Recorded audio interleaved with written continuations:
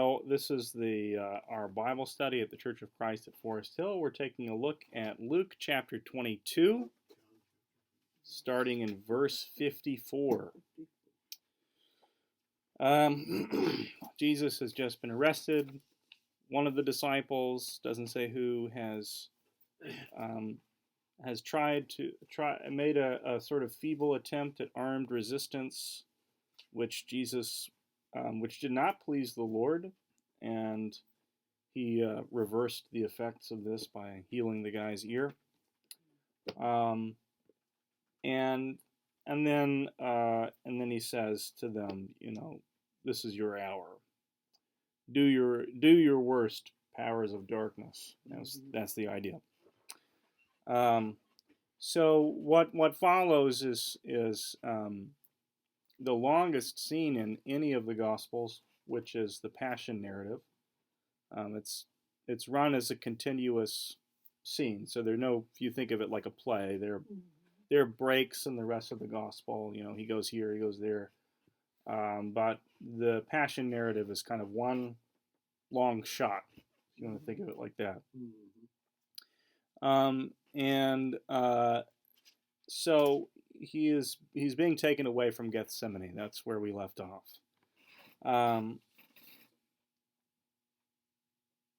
Yeah. So Portia, yes. Would you read for us 54 through 62?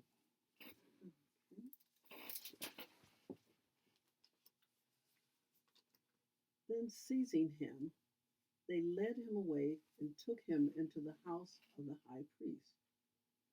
Peter followed at a distance. But when they had kindled a fire in the middle of the courtyard and had sat down together, Peter sat down with them. A servant girl saw him seated there in the firelight. She looked closely at him and said, "This man was with him." But he denied it.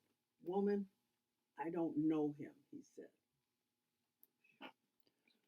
A little later, someone else saw him and said, "You also are one of them." "Man, I am not," Peter replied. Strike two. About an hour later, another asserted, "Certainly this fellow was with him, for he is a Galilean." West Virginia accent. Peter replied, "Man, I don't know what you're talking about." Just as he was speaking, the rooster crowed. The Lord turned and looked straight at Peter. Then Peter remembered the word the Lord had spoken to him. "Before the rooster crows today, you will disown me 3 times." And he went outside and wept bitterly. Okay. So it's it's a heartbreaking scene. There's not a lot. It has its own force, and there's not a lot of context you can add to it. But I will add just a little bit anyway. Okay, so just so you have a picture of where we are. Remember where we are. Where are we? The courtyard of the high priest, right? Yeah, so this is the high priest's house. Remember, they have kind of, they're not built like our houses, but it's a sort of like, it's an open floor plan in the sense that everything in the middle is open and has no roof. So it's like what we think of as a compound. And so it's got little walls and everything. It's kind of a gated area. And you have the big house in one corner and the cooking area, and then you have the servants' quarters. And are people used to coming in and hanging out there? I can't understand why they. Okay. Yeah. So if you're gonna think of it more like it's something between a like a mansion and like a college dorm. Yeah. Okay, so they don't have the same kind of they're not as private, period. At all. I mean, nobody back then is as private as we are. We were just obsessed with privacy by comparison. So yeah, it's like a courtyard, and unless there's something cataclysmic happening, it's open to the public. That's kind of like it was at was it Simon's house when he invited Jesus to come for dinner, and they're all sitting around. And Yeah, that's right. That's right. And Yes, there were people who came to sit around and listen that's right. to. Yes, that. that's right. That's exactly right. Yeah, we talked about that when we went over that. Mhm. Yes, when Jesus showed up and was a bad dinner guest, and decided to tell everybody their problems, and so that's where they are. That's the picture of it. It's a kind of it's not a huge space, probably. So when we think of a courtyard, we tend to think probably of something too big. It's probably a little smaller than that. So and they're waiting around, people waiting around. So there's enough people. It's big enough so that Peter could hope to go sort of incognito, but it's not that big because it keeps bumping into people, so you can't be completely incognito. He obviously isn't, because people keep recognizing. Yeah, so it's not a great plan. What does Peter hope to accomplish by being there? If he's not going to own up to knowing Jesus, how is he going to help him by being there? Yeah, no, it's a good question. I think he wants to be first with the news. Maybe. It Maybe that's strikes right. me that Peter sort of stands in the courtyard as kind of as like everyman, He's there following after Jesus, but at a distance. Mm-hmm. Wants to know Jesus, but doesn't want to be too involved. I see every man, sort of in that kind of in that story. But fumbles it greatly when the rooster crows. He's at least in his own mind, he's found out his duplicity, or his trying to be close but not too close, tripped him up. Yeah. But I see all of us a bit in some of that. Yeah. Well, I think that's a fair point. Yeah. At least There are a lot he of people. stayed close enough around to, I think, curiosity, kept him there to see, okay, what's going to happen? What's going to happen from here? Where the other apostles had run off. Yeah. They weren't anywhere around, except John was somewhere in the area, still close by the area.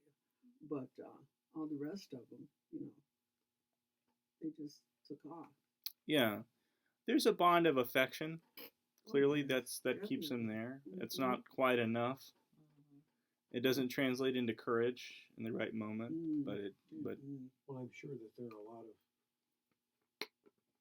Christians, and I hope I'm never one, over the years, who have, in crunch time, have faltered, right, and have turned their back on Jesus at a very sort of critical time in their life. The question is, are you a believer or are you not?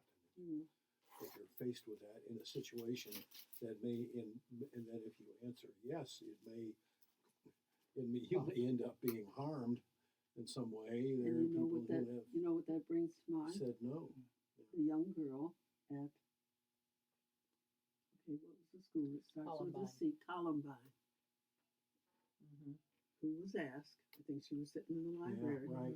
do you believe in God? Yes. And she didn't falter. Said yes. She and said shot her. yes. And he And he killed her. shot and killed her. Yeah. But she did not falter, bless her heart. What And a I way just, to I step mean, into the judgment. after hearing that, that way back then, I still remember the feeling. I hope if I was in that situation, I would not falter either. Yeah. yeah, that's one of the reasons why we we do pray in the Lord's Prayer, lead us not into the time of trial. Yes. Like, don't take us there because I don't know if Yeah. I can handle, right? Don't Yeah. push me. I like Shania's Twain answer to that. What? Lead me not into Lead me not temptation. I can find it all by myself. Um, Yeah. so, I'm sorry. there's a couple things to say about this little story before we move on. One is a little grammatical point, and then one is a point of just historical context, broader historical context.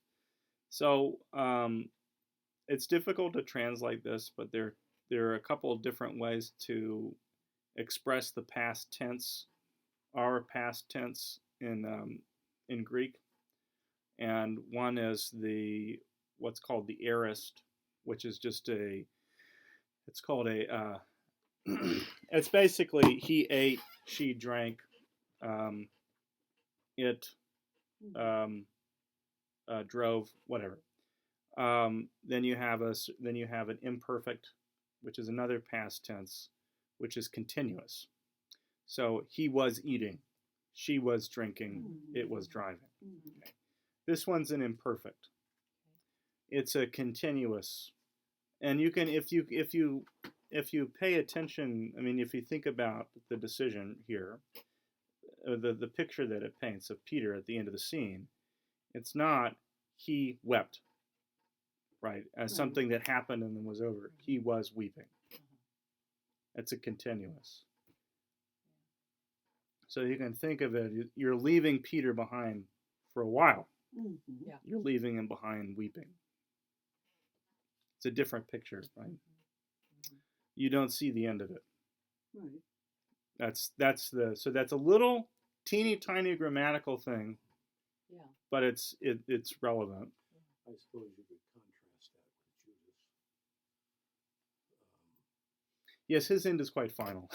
Yeah, Final. yeah. Right. I mean, Yep. but I mean, what if the scripture said that Judas went off weeping? Yeah, You know, and that was the end of it. And that Yeah, was that was it. it. Yeah. Or the Book of Judas. Yeah. Mhm. Yeah, it's a, like I said, it's not a major point, but it's something that if you were living in that time, the picture you'd have at the end of it, you're leaving him off, he's weeping. You know, Mhm. it's a downer. It's a real downer. Oh, But yeah. the other thing is that so far as we know, in the Greco-Roman world, this is the first time ever. Actually, Mark would be the first time ever, but this story, which you find in Mark and then in Luke again, is the first time ever that a writer paid attention to the feelings of a nobody, a fisherman. Rich people, rulers have feelings, and you pay attention to them. The little people, fishermen, don't. And if they have feelings, at the most, they're comical. That's what you'll find in Greco-Roman literature. But you never find emotional scenes in epic poems Oh. in which the slave is the important person whose feelings you pay attention to. Or you never have anything like, they're always just side characters off here and there. But here, for all, Peter's making a mistake. It's a terrible, tragic thing. But he is the center, it's his feelings. This emotional thing that he goes through, that is the center of this story. It's just the first time that it ever happened. So I mention that because it gives you a sense of the difference Christianity makes.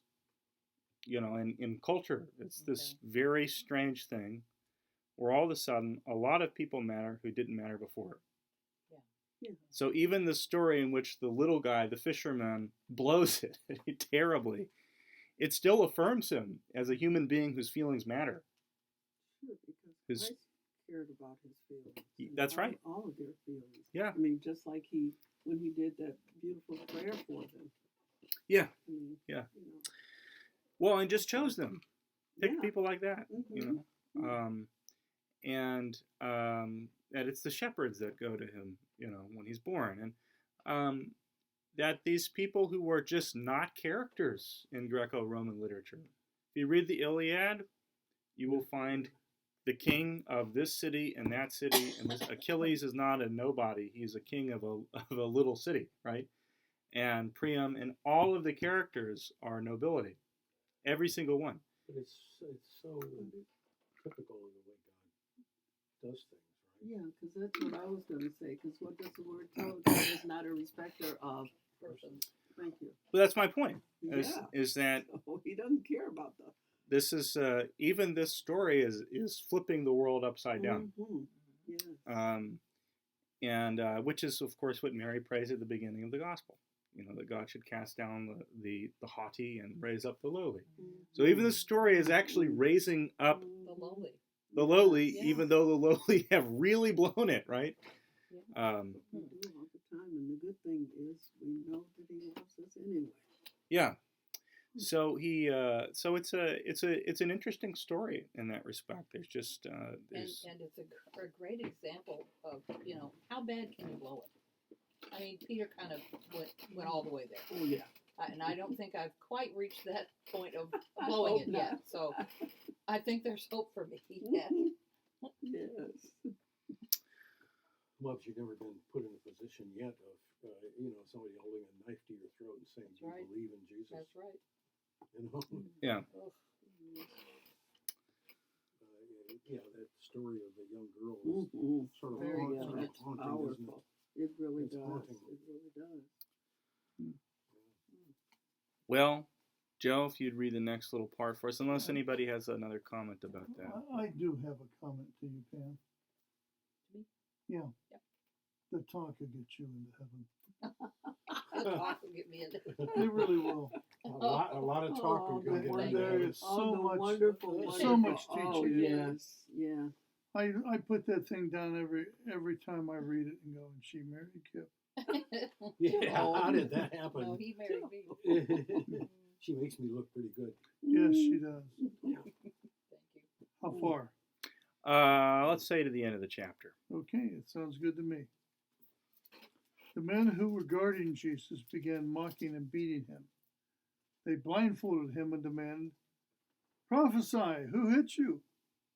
They said many other insulting things to him.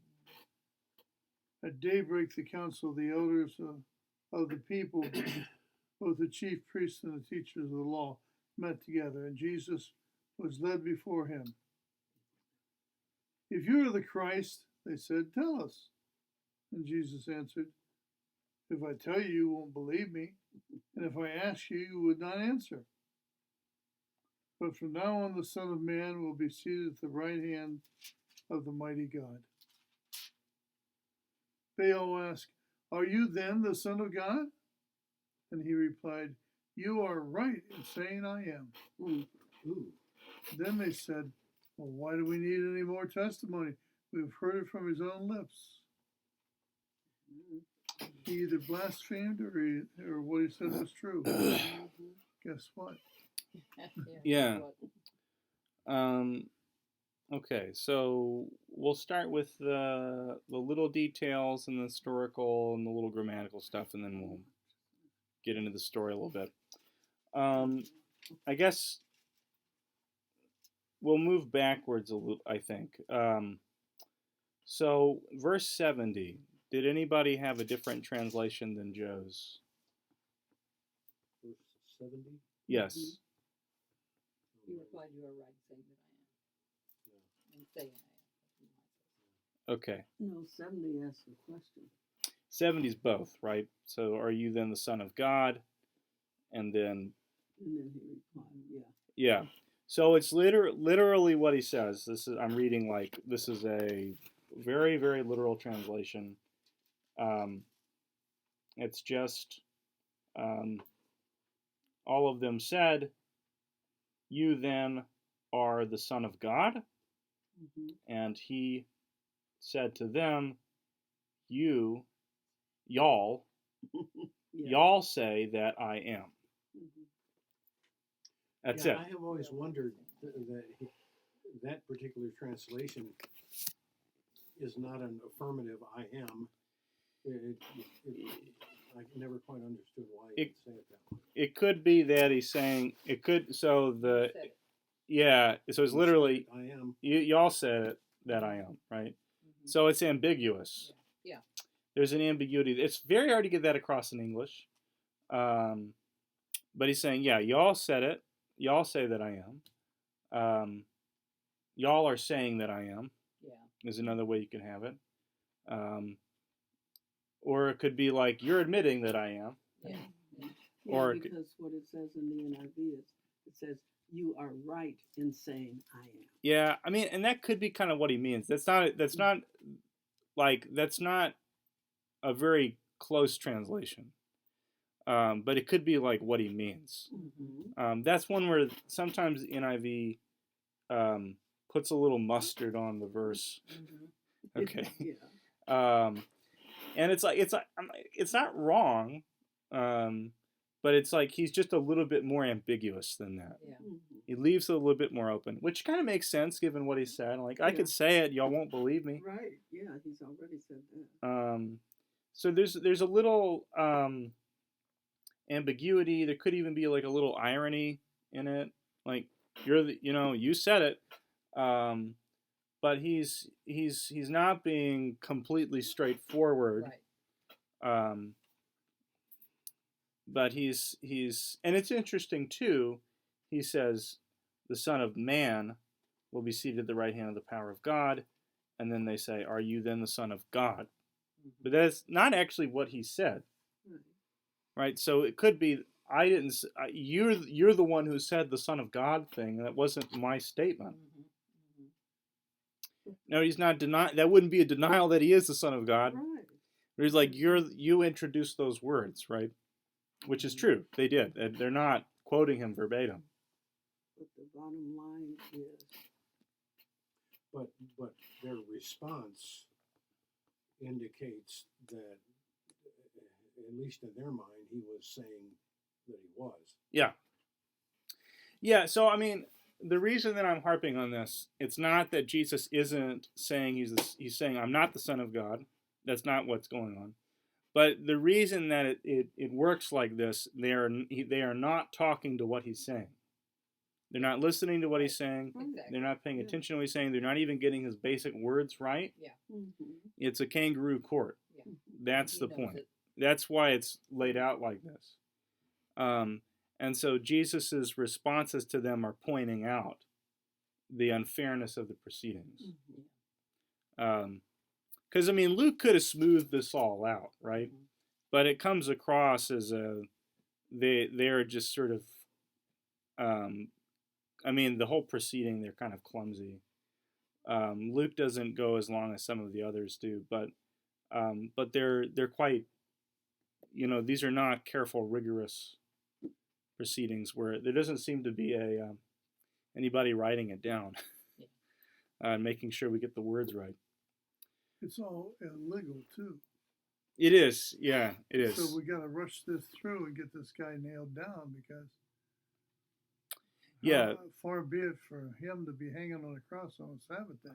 Yeah, that's right. So there's a. I should have said this before. I think I said it last week, but it needs to be said as we go through the story.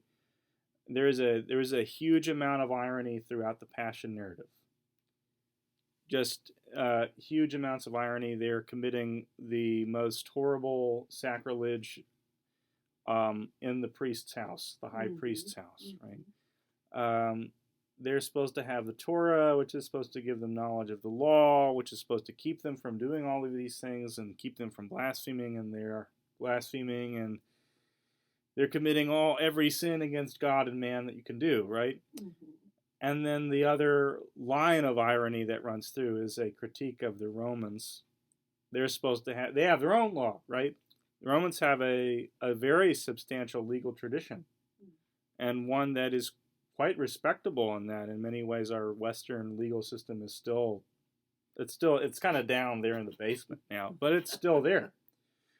And that was their thing. The Romans would say, well, we got to go take over wherever, because they're not civilized like us. They don't have law. They don't have the law. We have the law. We've got the tablets and everything. So, but as it turns out, they don't. Their law doesn't seem to do them any good. And you're supposed to have a trial on everything. I mean, it's not supposed to be run like this. And clearly, they don't have any more respect for their own legal tradition than the Jewish leaders do. And that's the. I'll point it out as we go through, but that's like the deep irony that runs through it. It's a criticism of the Jews and the Gentiles. It's a deep criticism. It's a criticism of basically everybody who's in power when Jesus is being crucified. They're all culpable somehow. This story pulls all of them in. Okay. Well, it may be part of the problem, maybe what happens when religion becomes politicized. I don't know if I said that right, but when the politics, it's a little hard to separate the politics from the religion. And when you're in a system like you have there, where they're connected, that whoever's in power is the law. Yeah. Regardless of what the law actually is. And it depends. I guess it depends on what you mean by politics. Well, there's nobody to stop them. Oh. There's no opposing party.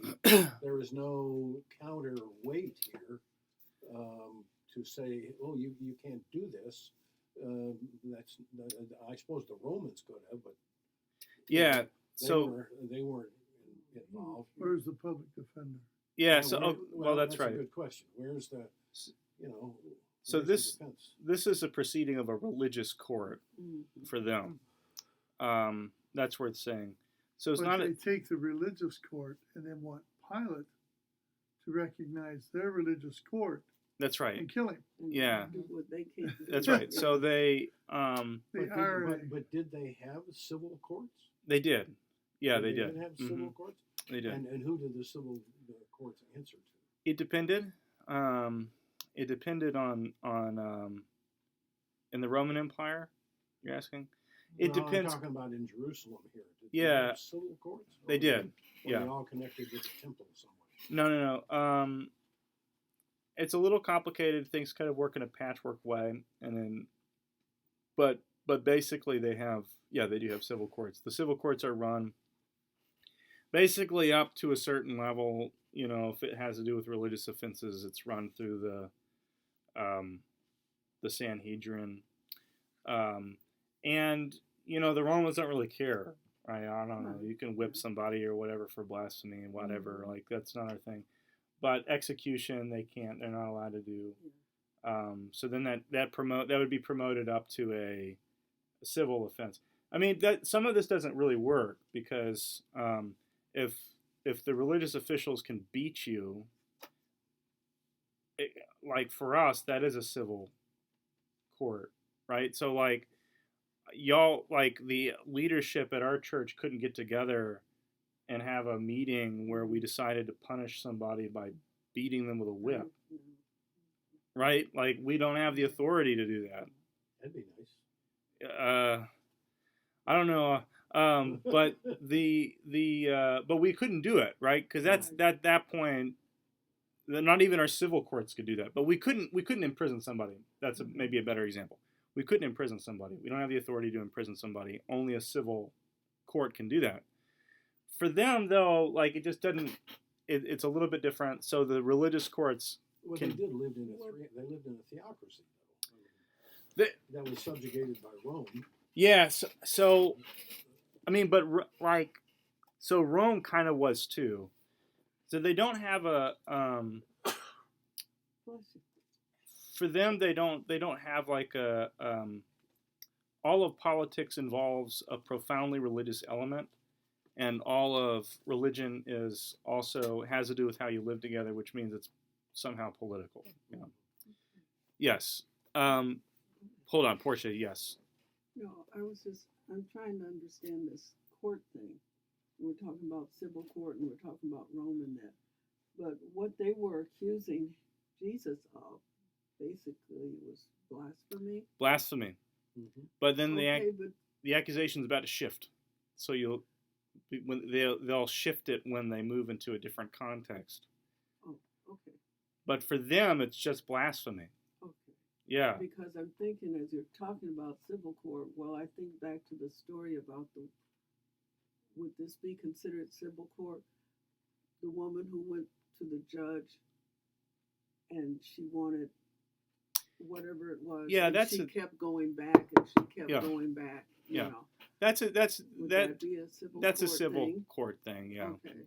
Yeah. I mean, they ran things differently in different cities. Oh, okay. And so some things were run, sometimes they would send somebody in from Rome or whatever, but a lot of times the Romans couldn't be bothered with it, so they would just say, y'all just run the city however you want and just Mm, pay your taxes and don't of mess with the course. garrison. yeah. And that was kind of it. Hmm. So in that sense, you would have a civil court, but it would just be the tradition of whatever that city was on that. Okay. Here, it's kind of the Sanhedrin is taking on this role. So, if you started to, if you were stealing or whatever, if you were attacking the garrison, or you were proclaiming yourself, say, the king of the Jews, then the Romans would step in. But, the little stuff, the religious stuff. Yeah, because of the king. Yeah, Yeah. And I stand for that. the religious stuff, they don't want to be bothered with it. They just don't care. So, yeah. I mean, that's one of the things, that's how occupations work. And so when we had troops in Afghanistan, this is partly kind of a partial example of this. There's a lot of laws that stayed on the books that were like holdovers from the Taliban. And we were just sort of like, whatever. Like, there's some stuff you got to run the way you got to run it. It's your culture, But if you're running around in the mountains, shooting and killing people, blowing stuff up, shooting at us, then we'll come after you. Right? It's closer to that. It's closer to that. And the Romans were not culturally sensitive, and they really didn't care how things were run. As long as it was peaceful and as long as nobody, taxes were paid. And that was kind of their thing. Okay. The story about the blindfold and the beating, I'm going to say a word about that before we move on. It's a story that gives you a sense of the cruelty, which is partly there just for that. Right? It's cruel and it's sad.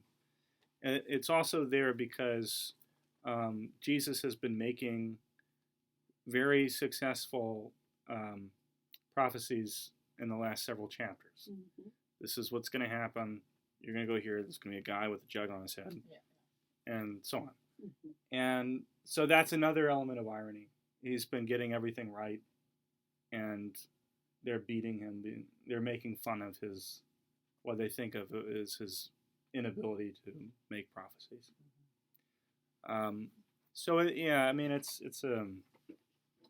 But it also just gives you a sense of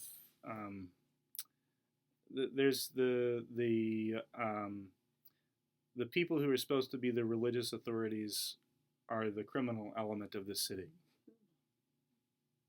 Basically, they're behaving like a gang. Maybe worse, than a gang. So that's anyway. Okay. Any other thoughts or questions or?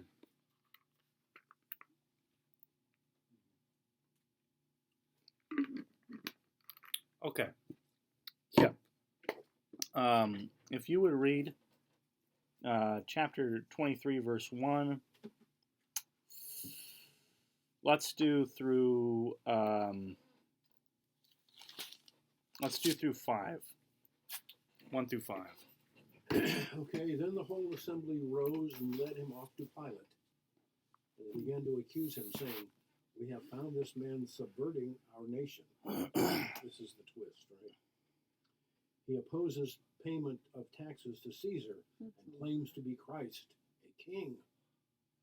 So Pilate asked Jesus, "Are you the king of the Jews?" "Yes, it is as you say," Jesus replied. Then Pilate announced to the chief priests and the crowd, "I find no basis for a charge against this man." But they insisted. "He stirs up the people all over Judea by his teaching. He started in Galilee and has come all the way here." Okay, so yeah, so another little minor grammatical point, and we'll kind of get to what they're doing. So again, this is another, his response to Pilate is also ambiguous. It's just, "you say." Literally just, "you say." So when Pilate says, "Are you the king of the Jews?" he's saying, "You're saying it." I mean, you're saying it. Why do you suppose? Why is he doing that? Why is he supposed is he doing that as opposed to just saying yes?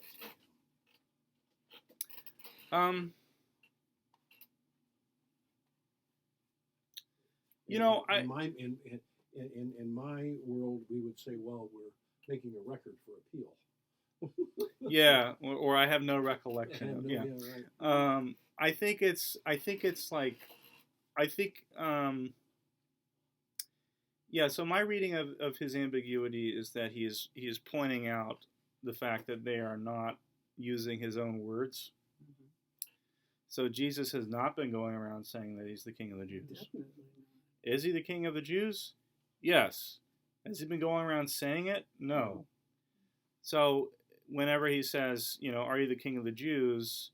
the implicit question is, have you, because Pilate, even if he said yes, Pilate doesn't really think that he is. Mm-hmm. So the real question is, have you been going around saying you're king of the Jews?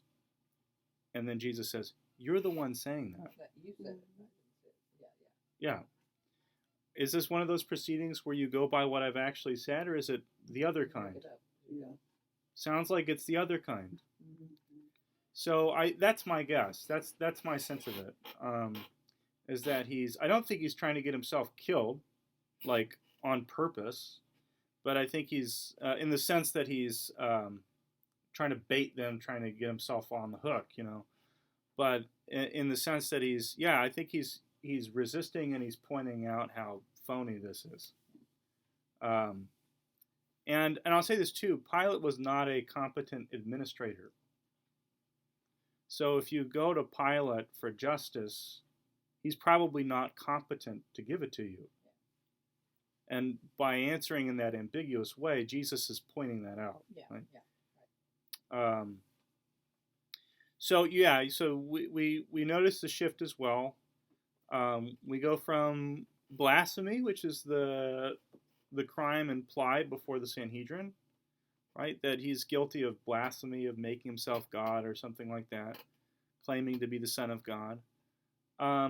Here it's different. It's completely different. He's perverting our nation. The word for that is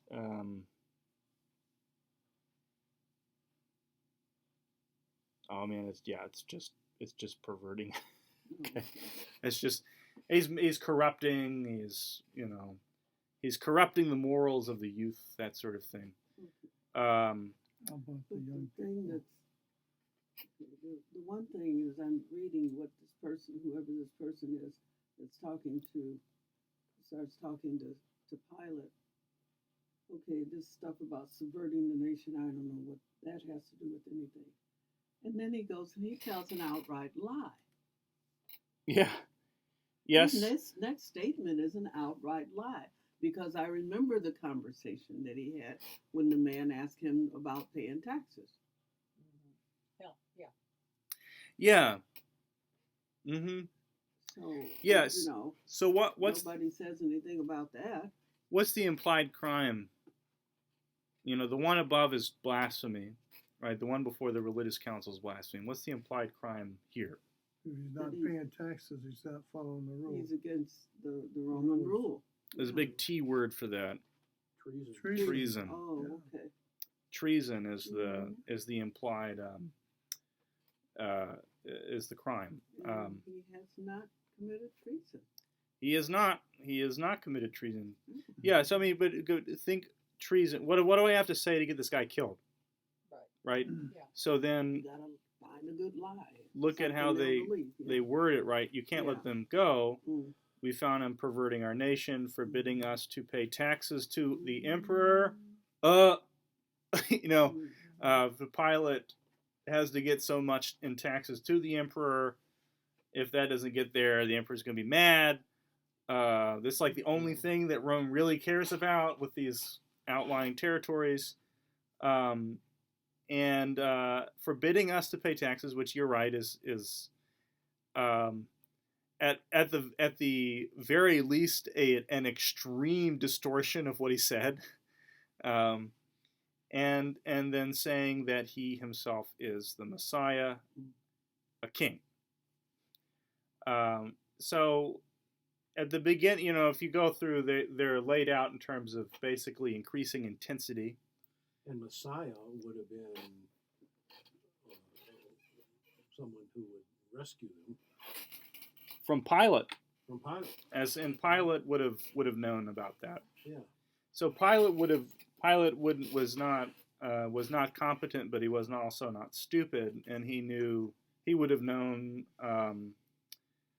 basically that if somebody claims to be the Messiah, he's got a big headache on his hands. And so the Messiah is just anointed one, so it has a kingship element to it. So he's claiming to be the Messiah. So it goes. I mean, if you're notice the question Pilate asks. So he doesn't say, "Okay, are you corrupting? You know, perverting the nation," which he doesn't give a rip about. That doesn't matter to him at all. No. He doesn't even ask about the taxes. He just asks, "Are you the king of the Jews?" Because that's the real headache. That's the kind of stuff that starts rebellions. That's what he's worried about. But wouldn't I mean the Jews understood Messiah to mean someone who was going to deliver from the Romans. Right. I'm sure that Pilate would have understood that Mm-hmm. as well. Yeah. Yes. Messiah is a Rambo wannabe. Is Right. so, and you don't want to be on the receiving end of that. Yeah. So, so he said, yeah. So that's what he's worried about. The answer that Jesus gives explains why Pilate says what he says next, right? Yeah, because So when Jesus doesn't give a straight up yes, he says, "You said it." Mm-hmm. If he had said just straight up yes, then what Pilate says next doesn't make any sense. Make sense, but he didn't say that, and so there's nothing for Pilate to hold against him. Right. So that's why it's it's better if they would translate a bit closer, because it makes a lot more sense of the scene. Because then Pilate says, "Well, if I know, he didn't say that he was king of the Jews in a straight up obvious way, so I don't have no basis for an accusation against him." And that'd be kind of it. So then they go a little further. He stirs up the people by teaching throughout all Judea, from Galilee, from where he began, even to this place. So this isn't just in other words, he's stirring them up, and that's basically, there's a revolt coming. Mm-hmm. That's the subtext. And, well, it's not even a subtext. That's what they mean when they mean stirs the people up. Stirs the mobs up. And it's not just a little thing in Jerusalem or even in Judea, but it's across the region. He is stirring up a region-wide rebellion. That's what they get to. Pilate's not freaked out enough, so he's not just he's a trans-regional revolutionary. Mm-hmm. Yeah. So it's not just a little city or a little county, but it's the whole state that's going to go under. Basically, is put it in our terms. So I'll read just the next tiny little section, because there's not a lot to say about it. But when Pilate heard this, he asked whether the man was a Galilean. Okay, well, are you even a Galilean? Now he asked that to verify what they said. He also asks that because he wants to pass the buck. He's looking for a way out. Yeah. And when he learned that he was under Herod's jurisdiction, he sent him off to Herod, who was in Jerusalem at the same time.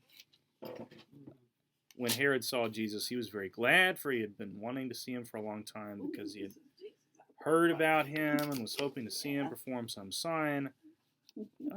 He questioned him at some length, but Jesus gave him no answer at all. So Jesus isn't even giving ambiguous answers at this point. The chief priests and the scribes stood by, vehemently accusing him, which we don't have a difficult time imagining.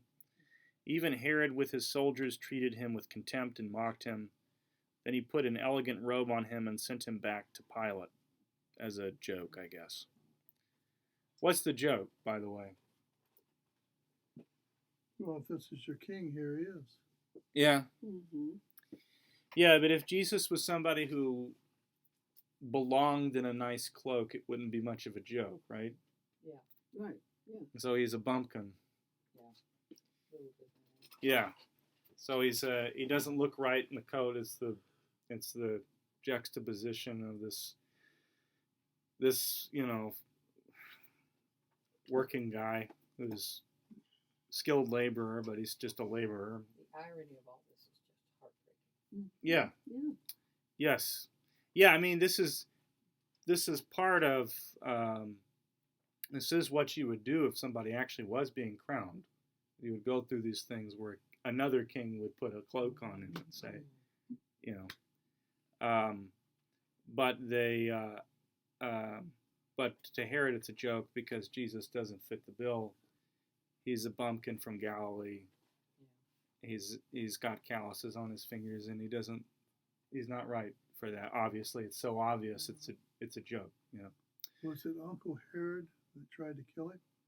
As a child? I think Daddy Herod. Daddy Herod. Yeah. So, Yes. Yeah. This Herod is not as aggressive, but still doesn't really get it. And then verse 12, that same day Herod and Pilate became friends with each other before they had been enemies.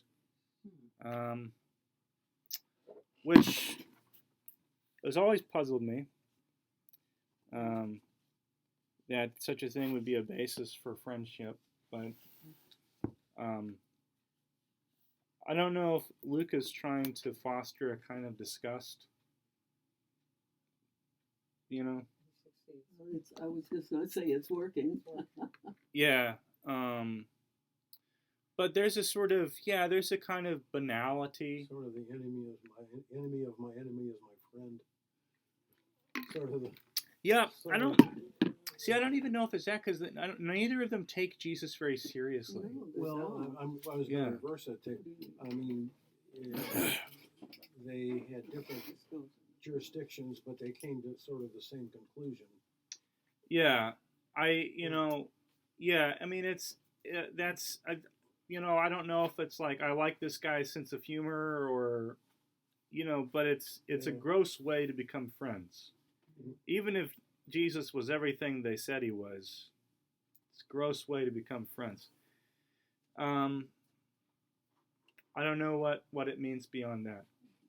Honestly, I don't really know why Luke puts it in there, but it's just mentions it. It's really something to me what I'm remembering there, what you read. Okay, when Herod saw Jesus, he was excited because apparently, number one, he'd heard about him and some of the stuff he'd been doing. So he was anxious to ask him questions and see what he said. And then he got no response from Jesus. So he was like, yeah, I see what Pilate means. This guy's not, any big deal. doesn't he know how important I am? What does Jesus' silence mean to Herod? It's like he doesn't care about Herod's so-called power or whatever. Yeah. I don't recognize your kingship. Yeah. Yeah, I mean, Jesus had just spent the last 3 years talking to tons of people at great length. Mm-hmm. And when he's before Herod, if you want to picture it,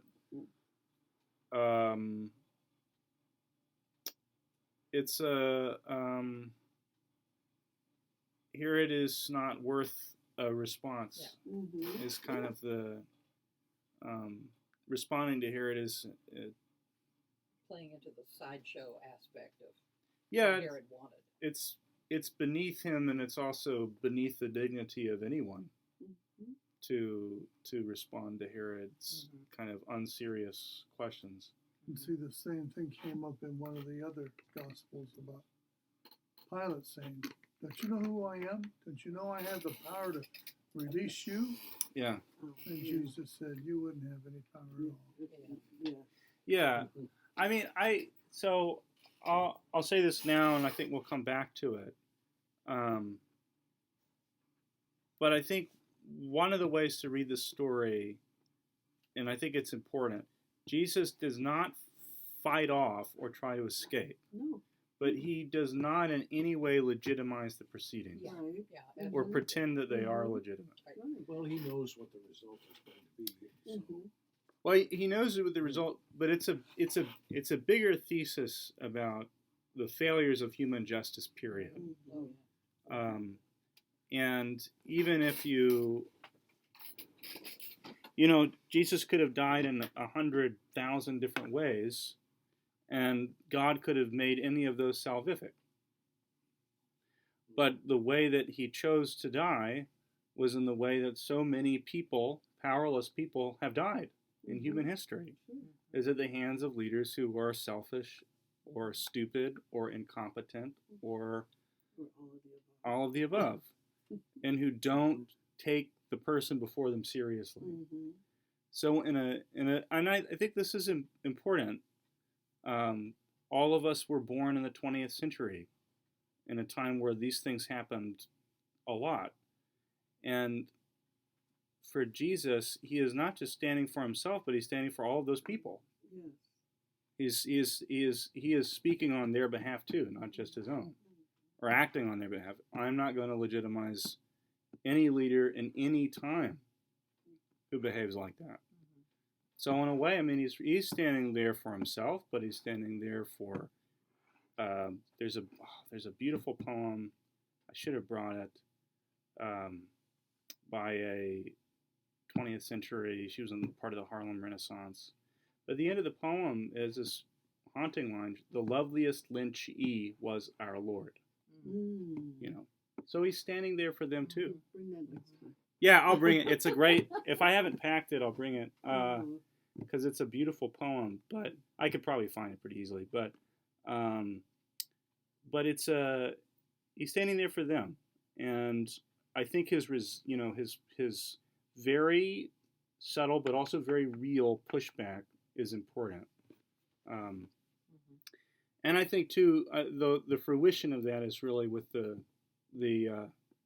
rebel next to him, the guy who's crucified next to him, and Jesus' openness to him as well.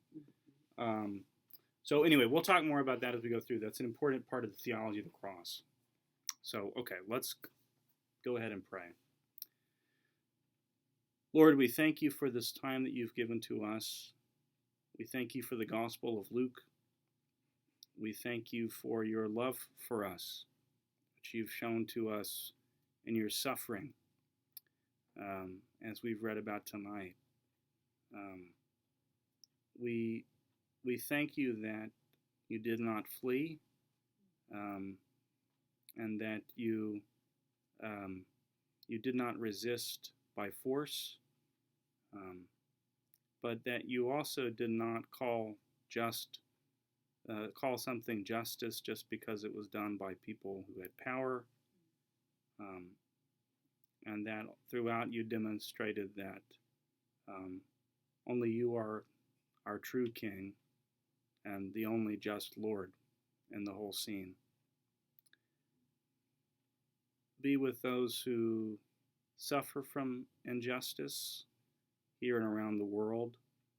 The many people who are accused of blasphemy or treason unjustly.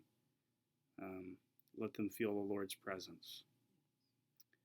We pray for Durwood and Janine, that you would watch over Durwood and bring healing to him.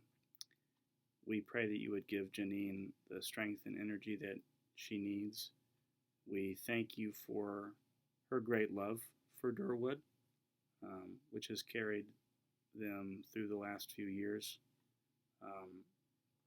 And we thank you for her example of care. And we pray all these things in the name of the Father, the Son, and the Holy Spirit. Amen. Amen.